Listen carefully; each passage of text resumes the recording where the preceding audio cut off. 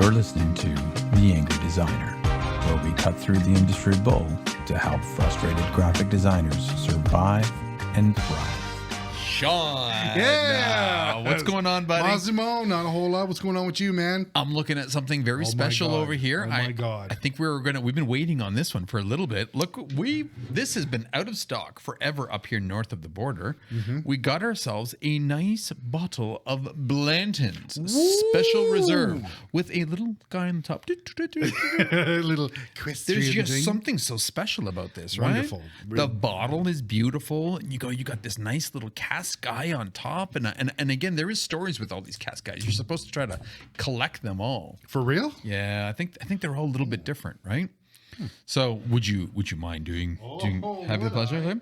So Kentucky straight bourbon whiskey, and this is Blanton's. So you know it's good when our friends down south in Kentucky are like, you got to get yourself some of this shit. Oh, it's a good pour. Yeah. Oh, is it a good pour? This reminds me of New Year's, right? Wasn't that when we were drinking this actually last? New Year's Eve when we had your cousins. Yep. Is that good? Sure, that sounds good. Oh, it smells awesome. Whew, that's a good. Oh, that is really good. And you know what the sad part is? I'm trying to cut back.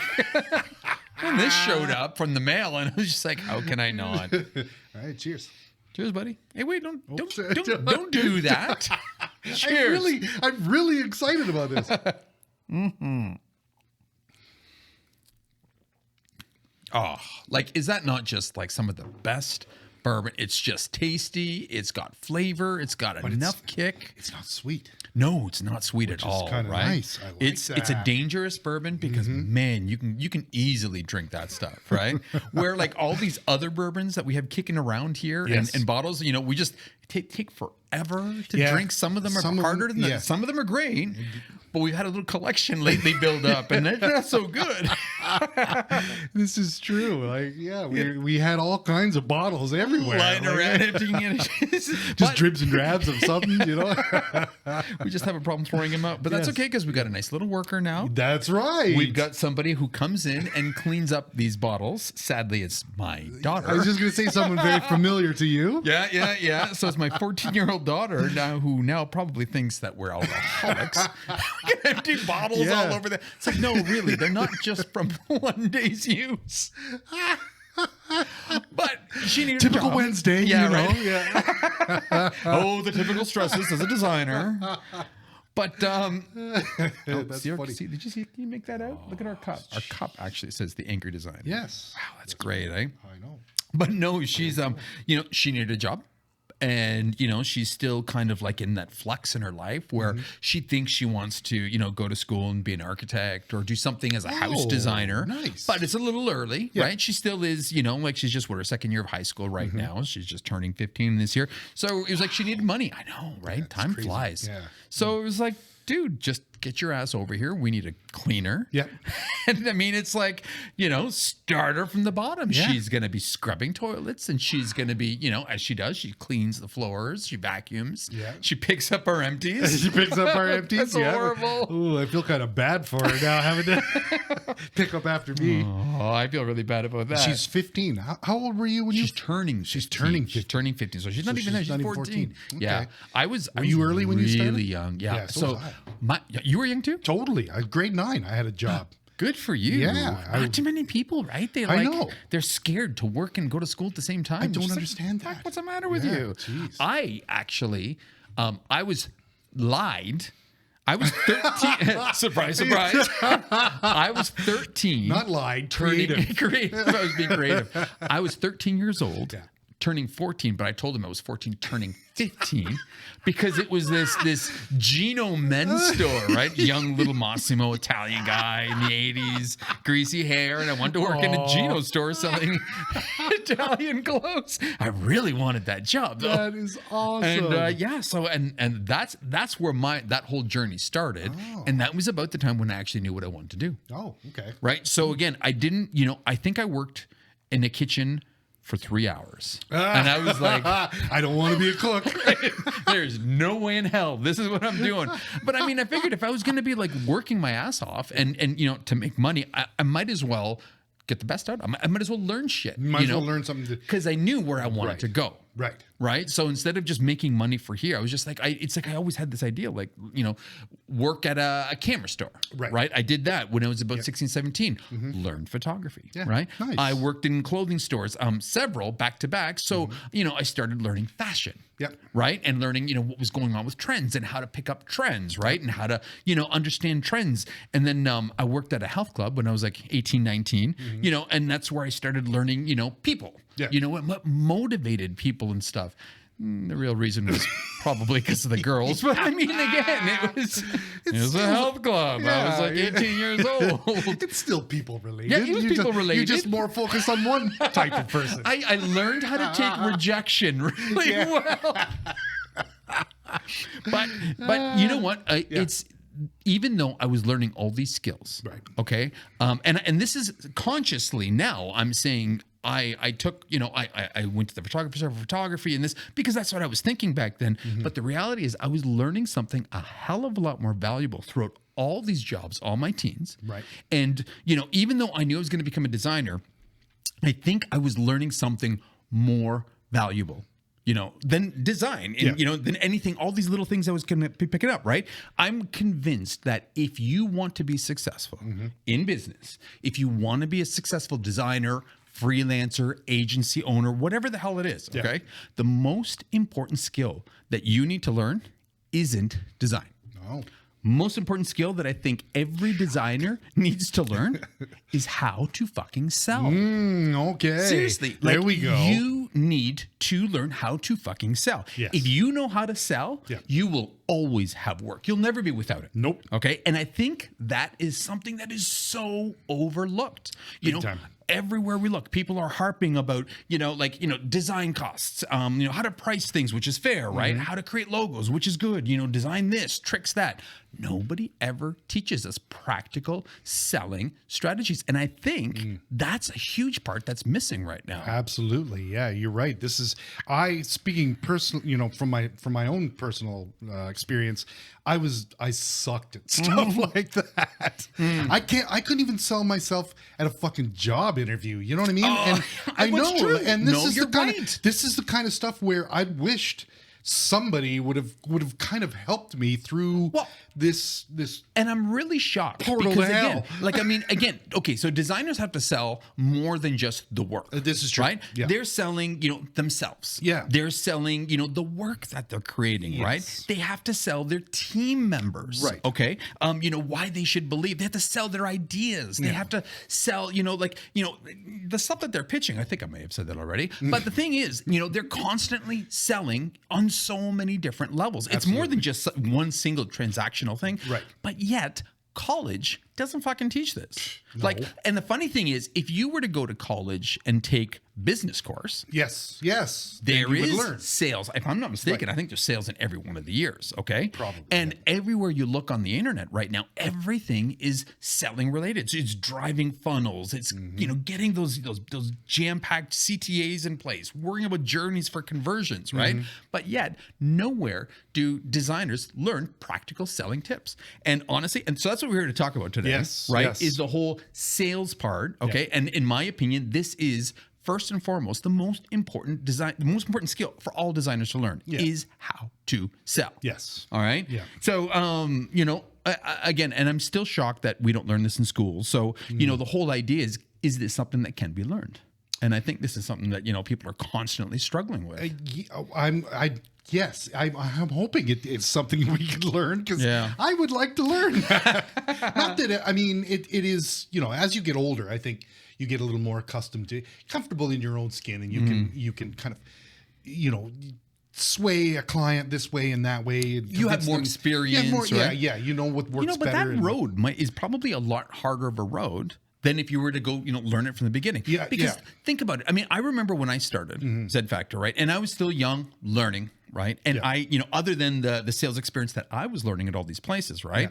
I still had it hard at the beginning. Yeah, granted, we hit the road running. We had clients right away, but that was for other reasons. That was more relationships. People already knew us from the work experiences. I was just going to say that was a networking experience from your previous job, right? You're right. And so in that sense, I was still selling our work, and they knew in that sense, right? Right. So it was we were proving ourselves. But I remember looking at other people in our space in this area, because like I said, there was like 30 plus other agencies at the time. Yeah. And I remember this one company in particular, and it really burns my ass, this club, because they weren't very good. Okay, they weren't. I met the owner. He's a little sleazy. Oh, really? Yeah, he's a little sleazy. And he was one of these guys that was like, first thing you got to do is you got to put awards everywhere. You sign up for every award. And then you show that to people and they're going to want to work with you. And it's just like, at least he talked to me. At least he talked to me where some of the other jerks didn't. So I give him credit, right? Yes. And he was cool in that sense. Yeah. But I remember their work wasn't that good. It really wasn't. And, and they got all the cool accounts in town. They had, they had the brewery.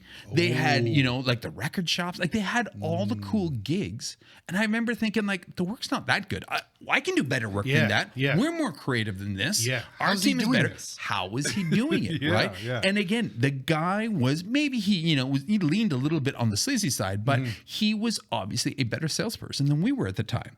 Okay. He had better business acumen than we did, right? So he was already experienced enough to understand how business worked, the right things to say, what people wanted to hear. Yeah. He was obviously a better networker because that's how he went from job to new client, right? Which again is something that, is incredibly important in this space. Oh, huge. He had the confidence, he had the conviction in what he was selling and what he was saying, which again was really important versus a young designer in a young company kind of going in and being like, we'll do it. And this guy was like, no, he knew he had the swagger for. Yeah. Right. And then honestly, he was obviously better at communicating his ideas than we were because he did show me one of his pitch decks and I was fucking blown away. I was like, holy shit, that's a lot of work. Well, back then, I was thinking that was a hell of a lot of work for just a pitch. Yeah. Now, I mean, now it's like, his pale in comparison to the shit that we do. Okay. But I mean, again, it was a level of experience. Right. So he knew that you had to have a presentation, you had to have the right visuals. You had to communicate these ideas better than, obviously than we did. Everybody else. Yeah. So even though creatively his team, they weren't creatively better. They weren't better designers. Right. They were definitely better salespeople. And that's why it's like, I'm convinced that until you get to that place, nobody's born like a fucking Aaron Draplin or, Alan Peters or anybody. Like, we're not born that good. Yeah. It takes a long time to get there. But, the thing is, you can either make it a really slow, long road, or you can learn how to sell and start scooping up experience instant, quick. Let's go that way. Yeah, right. Well, I mean, it kind of worked for us. Yeah. Because I remember like seeing that. I was like, no, dude, I'm going to keep going with this. I remember, and I remember working on our pitch decks. We had that old school giant portfolio you'd carry around with all your work, right? But back then, that's how we had to do it, right? And there was something really cool about that. But again, and that was something that was constant. So even though I was working, my design skills were, coming year after year after year, I was constantly pushing the sales. Right. And the funny thing is, on the flip side, right? I've told you, my friend, one of my friends, who in my opinion, best designer I know. Right. Okay. Guy's fucking awesome at what he does. He's an amazing designer on every single level. And, he struggles with sales. Right. And he has from the beginning. Yeah. That's actually how we met, because he knew I was an agency. He was a freelancer time. He came in and he was like, hey, I can do some work for you if you want. And I was like, wow, this guy's really fucking good. Yeah. But again, he was very quiet, very reserved. Right. He was very calm. Yeah. So, in talking to him, it's not like, I didn't get this constant conviction that he was 100% secure. He's like, yeah, so here's concept number one. He was very mellow.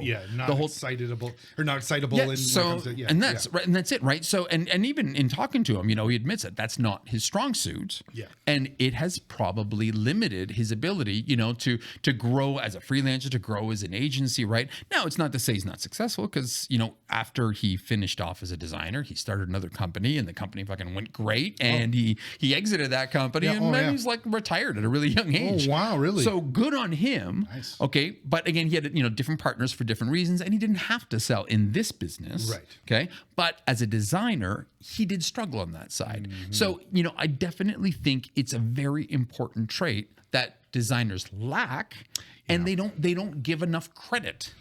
Towards. Or they don't put the serious, like it should be higher priority on your your levels of what you need to achieve. Absolutely. I do. But it's just one of those kind of scary things, I think, because we all tend to be kind of introverted in some regards. You know what I mean? And it's hard to kind of push yourself out. Absolutely. I totally agree. Agree. I got a list here of why I think it's hard for designers to sell. And I think that's on here, of course. But I mean, no, jumped ahead for you. He took a look at the notes. Cock blocked. My God, that's amazing. Oh shit! Now you can't talk about that one anymore. Oh yeah. Just have another drink, Sean. Have another drink and shut up. Just drink and shut up. Look, just stand here, look beautiful. Yeah.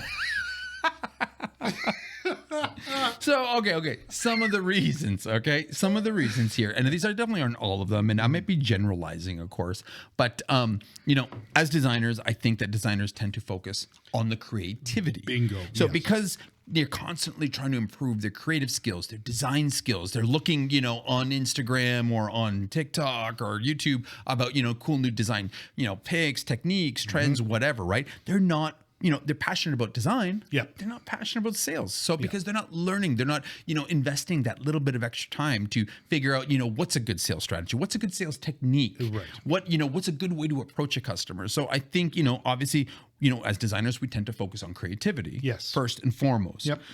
With that being said, lack of sales training. There we go. We just talked about it. Yep. College of all places, which should fucking teach you what to like. I mean, trigger warning, disclaimer: we're going to rip on the college system right now. But it's true. Yeah, you're right. You're absolutely right. This would have been helpful back then, right? Right. Because again, as a designer, there's so much more than just the design skills. That's right. Okay. And again, selling is, in my opinion, one of the most, because you could be the best designer in the world, but if you can't present, you can't pitch people, persuade them, right? Yes. You're dead in the water, dude. Yes. Yeah. How do they miss that? Yes, and it's beyond presenting in front of the class. It is. Do you know what I mean? beyond Because I'm sure you presenting. did that when you were in 100%. school. Yep. And we did that, and it was terrifying and stuff like that. But by the end, I mean, you get to know these people, and it's just like a kind of a. It's whatever. A joke. A joke. Yeah. After a while, everybody's snickering, and you're not. Exactly. But there was no focus from a teacher saying, you need to be better at your sales skills, at your pitch skills, or something like that. You need to be more persuasive. Yes. You need to, Or how do I sell this? Exactly. And they don't do that. And they don't, right? Which is a joke, really. Well, it is. Because again, anyway. Lack of sales training. Yes. Okay. So, perfect. and that's across the board. Yes. Fear of rejection. Okay. Yeah. Designers, because we're so, we're attached, we're emotional. When we create things, it's usually with a lot of heart behind what we present. Yep. And if you reject it, it's just like, like that fear is constantly gonna, in the back of your mind. And I think because of that, designers often don't push far enough because they're scared of having to go through that again. Yeah. Right. I think that's a legit one, of course. Yeah, that's very real. That stings. No matter how many times you get rejected, it still stings, right? Damn it. So I married the first girl who said yes. I was just so shocked. I had to. Wow. So why'd you get married? She was the only person who said yes.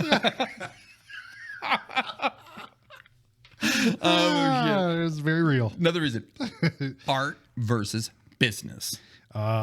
Okay, so how many times, and I remember saying this to people, the reason why I have a hard time selling, the reason why I have a hard time pricing objects and this and that is because, it's hard for us to put a price or, to sell what we consider is creativity.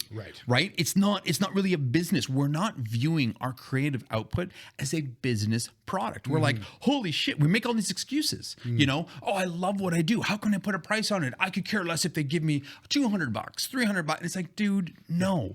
You're worth so much more. And again, we constantly talk about this, right? Value pricing yourself accordingly, raising your rates. This is extremely important. But, if you can't separate your passion for the art, your passion for the creative, and the fact that it is a business, right? If you were making a transaction for something, right? If you're providing a service that ends up in some sort of transaction and you're getting paid for it, dude, it's a business. It's a business, yeah. Plain and simple. That's so we have to remember that, right? So I think that's another reason why it's hard for creatives to sell. Yeah. Do you think this is why people lean on Fiverr and stuff like that? Because the app does it all. Because the app does everything for you. You all those never have ugly to talk things to anybody. Right. Yes. Right. But they also take all your money too, right? Absolutely. absolutely take all your money. Yes. Yeah, Or- it's true. Yeah. Yeah, you're right. I never thought about that. Well, that's what I'm thinking. Like it takes the, and not even just Fiverr, like even all the other ones like yeah, 99 yes, Signal. all 99 Designs, all this kind of stuff. Yeah. Like this is an easy platform for people to kind of put their stuff up there, and I'll let the market decide or whatever. Right? They can pick and choose. So coincidentally enough, if you look at Fiverr, you look at Etsy, you look at all those stores, you'll see people who have 10 jobs. 5 jobs, 3 jobs, 2 stars or whatever, like ratings. And then you have those people that got 300, 400, 500, 1,000 jobs, and you look at their annual lifetime billing. Some of them are in the hundreds of thousands. Really? Why do you think that is? Why? They know how to fucking sell. They know how to sell it. They're not just putting shit up there. They're tweaking the copy. Okay. They're changing their message. They probably have a process in place where they're thanking people, encouraging them to come back. Dude, and it's true because again, I'm not going to lie. We've used people, we've had to get sometimes voiceovers or this. Yeah. Like, yeah, sure. Help me out. I would love this. Yeah. You see some voiceover people, they're like 1-star rating, 2-star rating, a couple jobs completed. You see these other people like 5-star rating. They completed 500 jobs. And it's just like, so what's the difference? They both had nice voices. Right. But one knew what the hell they were doing, where the other one was just kind of like you said, hiding. So big difference. Yeah. Okay. Yeah. That makes sense because so you would it's I guess the law of averages or whatever. Like the stronger you are at something, you're going to prevail on. Absolutely right on this platform. Well, dude, again, if you're on equal. Yeah. At equal with everybody else. Right. Who's going to, what is it going to take to get you ahead? And a lot of it has to be that extra step forward, which is going to be the push. Right. Whether it's better copy, whether it's a better offer, whether it's a better pricing strategy, but you just have to learn what it's going to take to actually get ahead of everybody else. Right. Exactly. Yes. So okay. cool. So again, business. Yeah. Okay. Right. Lack of confidence. I think designers do struggle with the confidence, and not always confidence in themselves, but in their selling ability. Right? Like, are they actually, like pushing, saying the right things, using the right terms? And because of that, they're often holding back. Right. They're holding back being a little bit more aggressive. They're holding back being a little bit more verbose and explaining because they're like, oh, I don't want to sound like an idiot. Yes. I don't want to say the wrong thing. And you know what I mean? There's a whole bunch of things here at play. Right. And then the whole less is more thing comes in. You don't really make a clear pitch at all because you're not saying anything. Yeah. Yep. Yes. Another reason I think designers often over focus on their design skills. They're like, well, shit, my portfolio speaks for itself. Look at this. This only applies on fucking these platforms like Dribbble and and Fiverr. Right. But the reality is, it's like your work doesn't speak for yourself because, as we learned today, our book of work, which is great, still sometimes goes over people's heads and they just come up. You can't do anything about bad taste. So it happens, and you can't do. And I mean, if you don't have the ability to defend your case, to sell your story, to sell what you want, you're constantly going to be going back down this really miserable road. This is true. Oh God, it's so horrible. All right. Yes. Another reason why it's hard for designers to sell is, of course, we always talk about this outside of this episode, is the whole pricing strategy. Yes. Right? People, pricing strategy, pricing negotiation, they're not sure how to price stuff. So they're often not pushing anything very hard, right? And so it's hard for them to sell something if they're not 100% for sure behind their pricing strategy, whether it's, hourly, whether it's, project based. I think it has a lot to do with it too. Yeah, totally. Absolutely. Yeah. And, two last ones. Okay, 2 last ones. Number one, it is a completely different mindset for designers to become, to be more salesy, right? As a designer, we're empaths. Yes.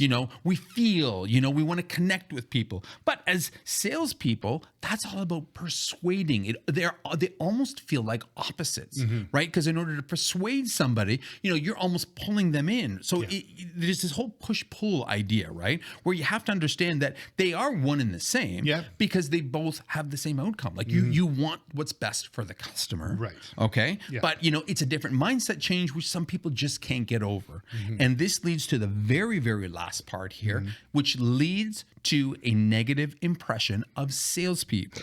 So because the mindset is so different, people are always saying, oh, I don't want to come across as a sleazy salesperson. Right? And That's totally true. Because, I mean, often when people hear salesperson, they immediately do what? Yes, they think of that fucking car guy with the tacky plaid With the- outfit, with the the big white 70, tie. right. What's it going to take to get you into this car today? Yeah, that's like. I love that guy. Right? It's so true. And I think Yeah. that probably, and I remember saying that myself. I remember being like, Yeah, oh, I don't want them to think I'm a sleaze bag Yeah. and this and that. Yeah. And again, and I remember knowing salespeople, and they were like that. They were total sleaze Yeah, bags, and yeah. I associated that with sales. Yeah. But then as I knew, that sales was a really important part of this space, I had to be a different salesperson. Yes. And I think in meeting more better experienced salespeople, I realized that they're not all sleaze bags, but there is definitely a difference between the sleazy salesperson, right, and the good salesperson, right? Like, in all fairness, their approach. Yeah. Okay. Yeah. A sleazy salesperson, he's often deceptive, he's manipulative, he's very, very, very pushy, right? But you can be a good salesperson and just be honest and ethical, right? And be very transparent with everybody. There you go. You don't have That's to the key. always Yeah. have an ulterior motive Yes. here, right? Yeah. Be clear and upfront with them. Absolutely. With people. Why not? You can, and it works, and Yes. people appreciate Exactly. it People more. love that shit. Absolutely. Their focus. Okay, a sleazy salesperson prioritizes his personal gain. It's all about them. That's right. It's My not commish. about exactly right. Yeah. Where good salespeople, okay, the honest salesperson prioritizes the customer needs first, Right. and sells them what they need. That's right. Okay, communication. Sleazy salespeople are like high pressure salespeople, right? They do what it takes. They make these false promises. They use these really sleazy tactics, right? Just to kind of get, and that's their style, right? It's very high pressure. And I hated those kind of people. I know. couldn't handle that, right? That sucks. Where a good salesperson, builds this trust through clear communication, honest communication, right? Yep. They're okay if they don't close the deal today. That's right. Right? Yeah. Because it's what's best for the person. So That's it right. is possible to do that. And again, it's worked for us. Mm-hmm. Okay. Intentions. A sleazy salesperson, he wants quick one-time sales. Yeah. Just like one night stands. Yep. Right? Yeah, In, out, next day, moving on. Right. Yes. Where it's like, a good salesperson, their intention focuses on building long relationships. Okay, we're not looking for the one night stand. That's a bad analogy, but we're looking love for it. a long-term relationship. That's right. Okay, integrity. Okay, unethical practices. Okay, if you're a sleazy sales guy, where we uphold our ethical standards as salespeople, right? Yes. We're honest. We make sure that we don't sway people down the wrong road. Yep. Listening skills.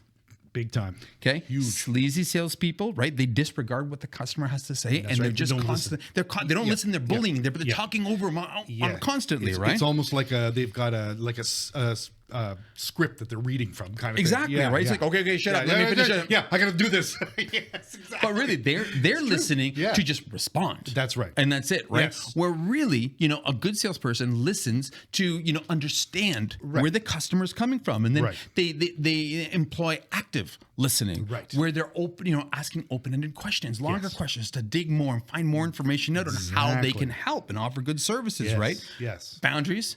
Sleazy salespeople don't have any. Nope. Okay, they will do whatever the hell it takes. They ignore, they pressure people, right? They make, they belittle people. Yeah. I remember hearing somebody be like, "Do you really have to go ask your wife?" And I remember that because it was over a car. I was at a car dealership, and he had the balls to say that to a dude. He's like, "Listen, it's for you. The car's for you. Do you really have to go ask your wife?" And I was just like, "What?" Jeez. It's hard not to have stepped in that case. Yeah, short of making the whip crack sound afterwards, you know what I mean? Like that's terrible. Right. Where, a good salesperson respects people's boundaries, right? Yes. They're not pushy for the wrong reasons, Yes. right? Go ask your wife. Yes, it's Ah, very please. important. Yeah. In fact, bring her in. Exactly. Let me schmooze her yeah, too, right? We'll do the whole 9 yards. Yes.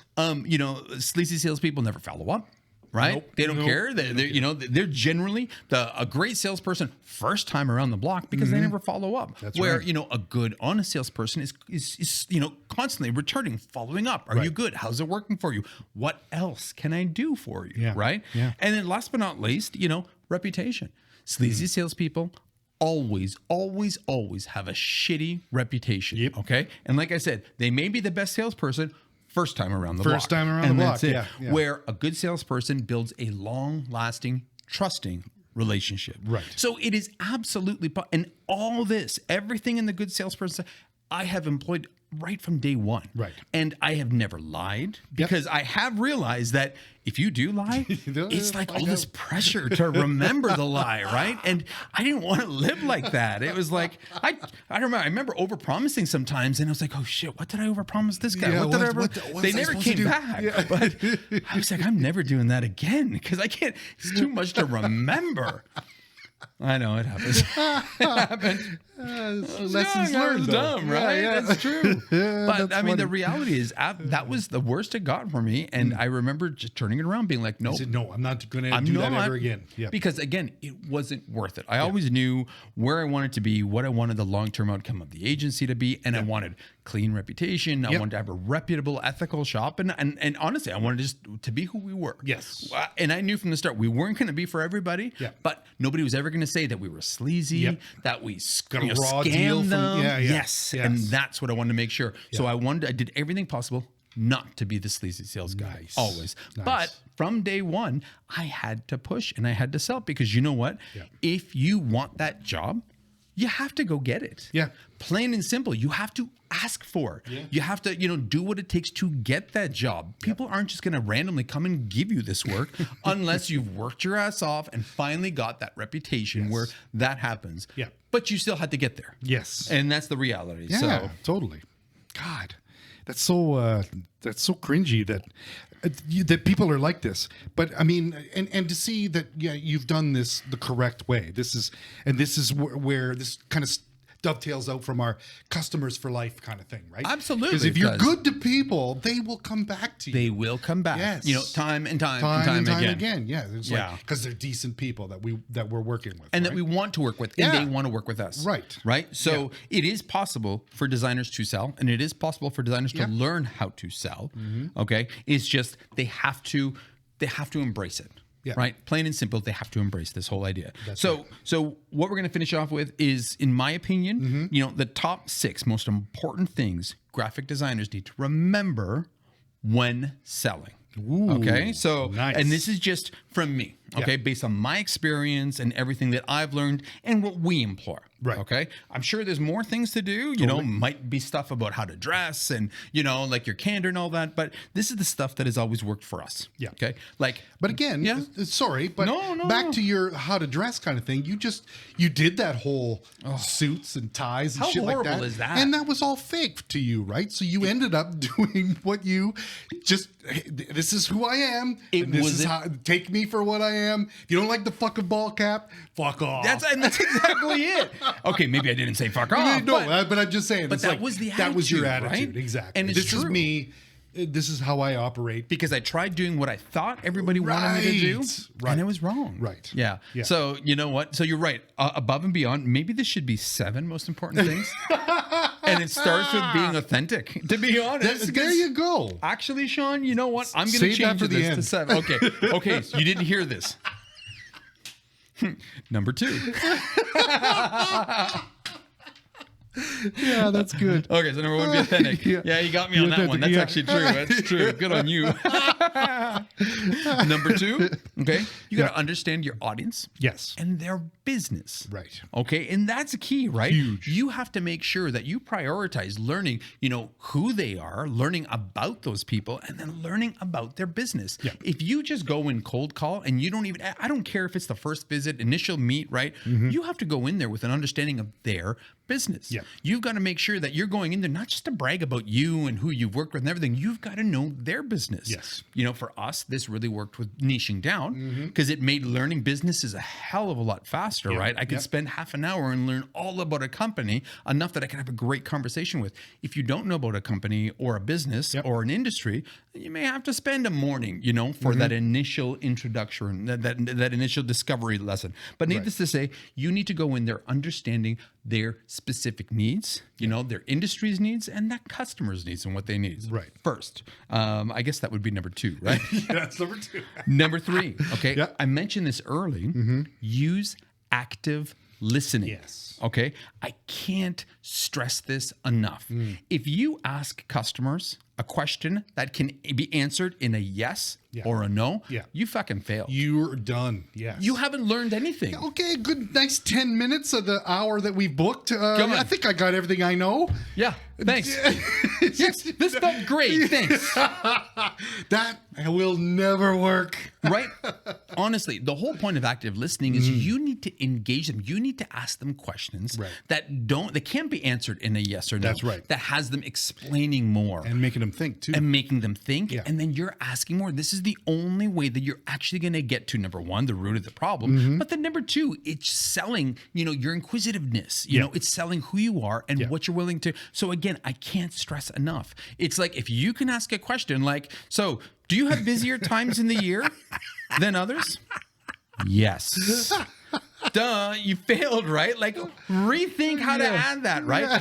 What months of the year are busier and why? What makes December busier than like don't just December's busier than June? Write it down. Okay, yes. December, busy, June, not. Brilliant. Yeah, I'm just looking for my holiday schedule, So again, I can't stress the whole active listening, okay? Right. Number 4. Yeah. Highlight the value you're providing, okay? And I can't stress this enough. You have to highlight not just the value you're providing, but just the value in general, right? Emphasize how your design services are going to make a difference to them, going to make a difference to their business, right? And you do this by focusing in on the benefits, not the features, okay? Even if you're talking about their product and how to position them, you focus on the benefits. Benefits is what sells. Benefits is what people buy. They don't buy features, they buy benefits. Yes. And in case you don't know the difference between features and benefits, okay, sit back. I'm going to school you on this one because I think this is one of the most important sales things I ever learned. This is brilliant. The differences between features and benefits, okay? Features, these are things that, describe the characteristics of a product, okay? Where benefits, explain how those characteristics are going to fulfill your life, how they're going to make it How's this going to make my life better? Yes. Right. And that's exactly it, right? We would always say, find out the number one life-changing benefit of that customer and sell the shit out of that. Exploit the hell out of that. Yeah. Really. And that's how we would always, we'd always approach our marketing campaigns, right? Yep. Features, they're objective. They're factual. They have a hard yes, no. They have a hard figure attached to them, a hard concrete piece, of whatever you want to call it, where, benefits are highly subjective and they're customer focused. Yeah. Okay. So they're very different, right? Features, answer the whole what the product includes, where benefits answer the how the product is life-changing. And what I mean by this is a feature is like, 500 megabytes, a gigabytes, 2.4 gigahertz, hardened plastic. Who gives a Sorry, fuck? I wasn't listening. What did you say? Yeah. Okay. Where the benefits, is what those things do for you. Right. So now again, a brilliant case study here. And I think this explains it best. Okay. Back before the iPod, came out, there used to be MP3 players, and MP3 players would always advertise themselves. 250 gigabytes, 500 gigabytes, hardened case. Yeah. Okay, what does that mean? Yeah. I don't fucking know, right? I'm not a technologist. Yes. Steve Jobs came out, he came out with the iPod, which is an MP3 player. Yeah. Okay. But he never called it an MP3 player. He called it an iPod. And what he said, he didn't tell you it was 2.5 gigahertz. He didn't tell you it was 500 megabytes. He said, here's a fucking iPod and it allows you to carry 1,000 songs in your pocket. Whoa! What makes a fucking difference? That directly relates to me. Now I understand what this is. And this is the mind-blowing benefits. People buy benefits. They don't care about they features. Don't give a shit about the features. Unless you're a technologist and comparing, tech to tech. Right, Or, you are such a fashionista that you're looking at the kind of materials that, you know what? People just want to know how it's going to hang on your body, what the tech is going to do, how it's going to improve my life. Yes. Okay. So again. How many songs? Yeah, exactly. That's what people are thinking. 1,000. Wow. They're not, you know what they're not thinking? Yeah. I wonder how many songs I can 250 megabytes holds. Yeah, like that's exactly it. Like then you lose them. Right? Exactly. Yeah. Gone. They're like, oh, fuck, I don't know. I don't care. I'm going to go back to my CD. Exactly. But the reality is benefits are customer centric. Yes. Okay. They're customer centric and they address pain points. Yeah. So that's what you have to focus in on, right? So when you're highlighting value, remember benefits sell. Okay. Whether it's your benefit to them or their benefit to their customer. Okay. Right. Number 5, effective communication. And I mentioned about this earlier, okay? Effective communication is like the proper way to explain yourself, okay? Earlier today, I had a pitch, a very small pitch. Just somebody needed me to think about something. They didn't want me to put a lot of thought behind it, right? And they wanted me to present it to them, right? Just my ideas. Yeah. It was like half an hour before the meeting. And I was like, you know what? Okay, I know what I'm going to tell them. I know what I'm going to recommend. Yeah. I got half an hour. I'm going to quickly do a quick, like 6 slides. And it was all visual and it was easier to talk to. It translated that message so much better. I put visuals to it, right? And again, only quick, very quick, right? But the thing is that, I used visual aids to help me explain something. And it made a world of difference on their end trying to understand my idea. Right. So again, you have to work on effective communication. Don't use jargon. Yes. Don't use all these tech terms that they're not going to know. Keep it simple and make sure they understand clearly what it is you're trying to say. Yeah. Okay. Yes. Number 6, be engaging. Okay. I'm sorry, but if you're just like trying to sell like this and stop, dude, you're done. You've got to add flair. You've got to add pizzazz to this. You've got to be this kind of person that they want to talk to and they want to listen to. And if you are reserved, I'm sorry, but you're going to have to work on that, you know? And I get it. If you're introverted, that's fine. You have to find what works to your strengths. But again, as an introverted person who has to sell, okay, there's still other ways because you don't always have to be crazy and outgoing to sell. Yeah. Okay. I unfortunately am very outgoing. My hands are fucking everywhere. If you're lucky, I'm lucky I haven't gotten a lawsuit because it's, accidentally slapping customers. But, the strengths for introverts in how they present is they can present more quiet. Okay. People lean in when you're quiet.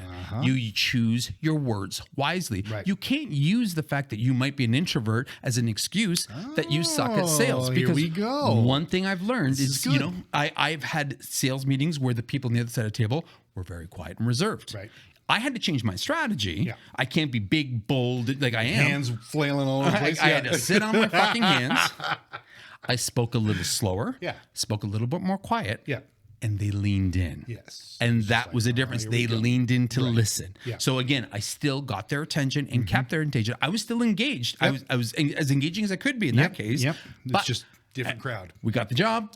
And that led to 2 and 3 more jobs with that customer. So absolutely works. Okay. Awesome. And then last but not least, number 7, do it with conviction. And I can't stress this enough. Whether this goes in line with being confident, whether this goes in believing in what you're pitching, the reality is, you have to have a sincere belief that what you are telling them and what you are offering them is actually going to work for them. Right. That's the difference. Okay. And you need to have conviction.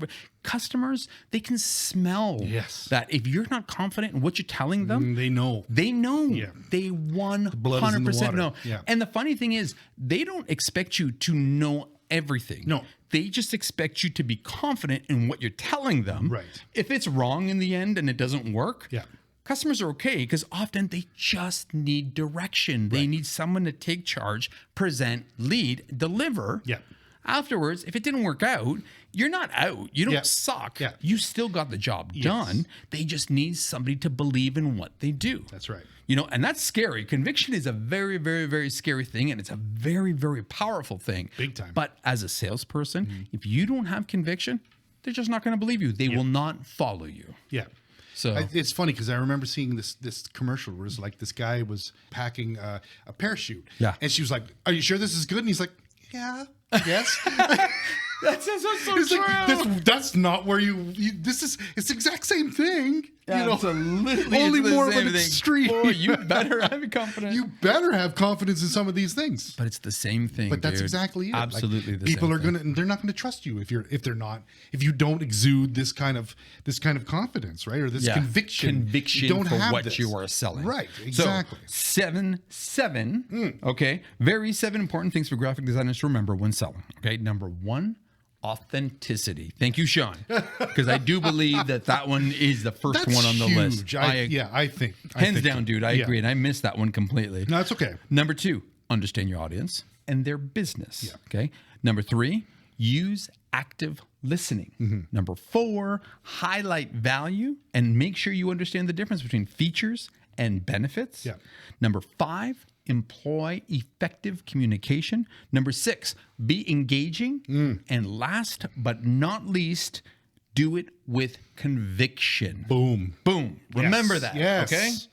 So I think that's ultimately, if you could, there's many more things that you can learn, but if you can focus in on these 7 points when you're out and just practice them over and over and, take everything to heart, honestly, learning how to sell using these points will always get you business. And it is what separates those people on Fiverr, the shitty ones to the great ones. It's what separates, shitty designers from good designers, because they have to get out there, they have to get the jobs, and they have to keep churning the jobs. Yeah. Okay. So again, there's a lot to this. Yeah. So I think it's, again, if you know how to sell, you will never go hungry. You will never go. Yeah, that's You will never go hungry. That's exactly it. Yeah. Now, back to our endless debate on hard skills and soft skills. Where would you place this, Moss?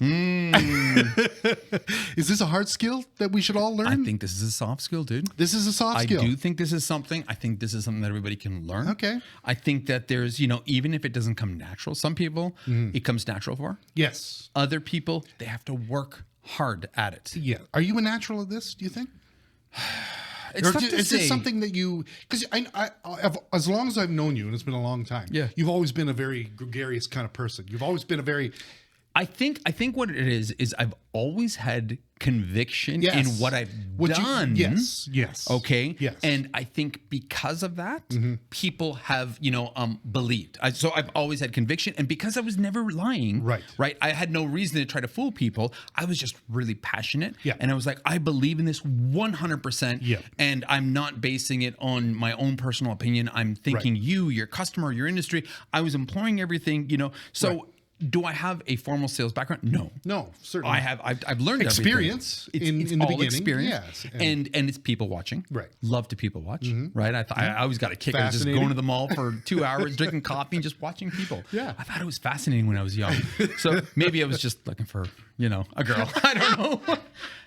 I was a really funny guy. I was really like girl chaser. I was. Holy jeez. But I mean, the reality is, it's just this was something that I learned. 100%. And now I don't even think it's something that I think it's just something that just comes natural. It's just now become my personality. So for me, it was the conviction for sure. And also part of the gig, I think. Absolutely. Right? This is really something that we really need to be better at, I think. And the school system has let us down. This is the kind of thing where there's not a lot of you can find any kind of tutorial online of how to manage your fucking Photoshop files and layers and things and all these kind of cool tricks and stuff like that. But nobody tells you how to get clients. It's true, right? Nobody teaches you how to sell. Nobody teaches you the benefits of what's good, what's not. What to you always see people like, sell me this pen. Yes. And they always and you know what, the responses are always ridiculous because people are like, well, this pen is steel, it's aluminum, and it's ballpoint, so it writes good. And they always fumble, and they focus on the pen. Right. But the reality is, you don't focus on the pen. Yes. You focus on the story I'm going to write with this pen. Okay, let me start here. Okay. I have a little bit of a secret to tell everybody. Okay. Design, I feel like I've always had a cheat thing. I had a hack for design my whole life. See, where people used to struggle getting this whole idea from their head, down on paper, right? I didn't struggle with that, okay? Because, the idea would flow from my head to my hand, but I wasn't able to get it to the paper, okay? Until I discovered a vessel, okay? And this vessel it was an extension of my fucking hand. Okay. And this vessel it's just my ideas just shut up and let me buy it, please. Sean, all of a sudden, my ideas were flowing from my head to my paper. And then after a while, that vessel led to a stronger connection, and it was my hand to a mouse. And honestly, it helped me become who I am today as a designer. Yes. And Sean, this pen is the pen that made the difference. And this pen needs to be your pen, Sean. Sean, fuck, dude, that's it. Take the pen. I'm Take the pen, it. Sean. I want it. I will give you any money for that right now, please. But again, don't focus on the bullshit. That's right. On what it's built with. Focus on what the pen will do for you. Yes. And yes. and again, people a focus great on story. Right, Yeah. Exactly. Yeah. Give my pen back. My vessel. My vessel. I felt a little sleazy, but you know where I was getting at. That was great. That really had conviction. Yes. See? Yeah, I love believed that. it. I genuinely did. I do have a pen fetish, though, don't I? We all do. As designers, I think we all do. Yes. Although, since the Lincoln, the Woods. Yep. I've been hard on pencils, man. Really? Eh? Pencils. Nice. Fuck, Nice. They had some great pencils. They did have some really cool pencils they gave us. Yeah. That's those all. boys at I'm Lincoln. down with that now. Can't Old wait for school. the next one. Yes. All right. That was great, man. That was awesome. Again, this is something that I strongly believe. Right. I really, really, really. You want to talk about conviction? If there's something I can tell if anybody says, granted, what's the most important thing that helped me all these years? That might be perseverance, but what helped me at the beginning and what got me jobs and what kept this going was my ability to sell. Because in all fairness, I look at some of the stuff I did the first year, 2-3 years in business. Wow, was it bad? Oh, well. And by today's standards, it was, right? And it was the style, it was everything else. But, the reality is I was able to sell. I was able to sell the value. And at the time, it was better than what was already out there. Right. And I improved because I kept selling to get more customers. Yes. I sold my business. I sold myself. And it kind of took us to 25 fucking years. Yeah. So I can't stress enough. If you guys can take some of this, get on YouTube, find some fucking people. Fucking Alex Hormozy is an amazing fucking YouTuber, right? And he's amazing business, and he's always talking about sales strategy and motivating, right? Find that, find some. I'm sure there's other sales guys out there. Learn that shit. Honestly, and that will elevate your game. It'll change because again, it takes more than just getting better every day at design. Yes. You've got to be able to sell yourself. You got to get those bigger customers. You got to be able to pitch those bigger jobs. Yeah. And again, employing these techniques will help you win those bigger jobs. Big time. Every single time. Big time. Cool. Oh, that was awesome. Cool. Yeah, boy. All right. Well, I think that almost wraps this up. I didn't even think we'd have half an hour to talk, and sure enough, it's like 53 minutes later. So sorry, peoples. Jesus, what do you expect when the two of us get together? I know, come on. right? And a nice bottle of Blanton's. And a really good bottle. We love you. So, Blanton's, if you ever want to send us a case, please, hey, please. we'll give you our address. Yes. Yeah, we will. Yeah, we love that. Very good. Very good. Oh.